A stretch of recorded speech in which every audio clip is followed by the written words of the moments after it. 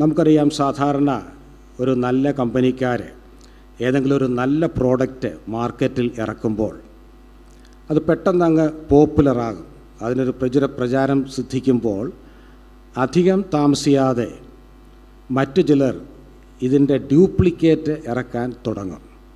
അങ്ങനെ ഡ്യൂപ്ലിക്കേറ്റ് വന്നു കഴിയുമ്പോൾ സാധാരണക്കാർക്ക് വലിയ ചിന്താക്കുഴപ്പമാകും, ഏതാണ് ഒറിജിനൽ, ഏതാണ് ഡ്യൂപ്ലിക്കേറ്റ്. അപ്പോൾ ഈ യഥാർത്ഥ ഉൽപ്പന്നം ഉൽപ്പാദിപ്പിച്ച ഉൽപ്പാദകർ പത്രങ്ങളിലൊക്കെ ഒരു പരസ്യം കൊടുക്കും.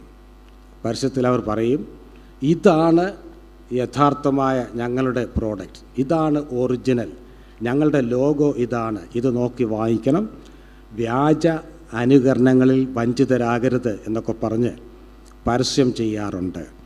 അപ്പോൾ ഒരു കാര്യം, എപ്പോഴാണ് യഥാർത്ഥത്തിലുള്ളത് ഇതാണ് എന്ന് എടുത്തു പറയേണ്ടി വരുന്നത്?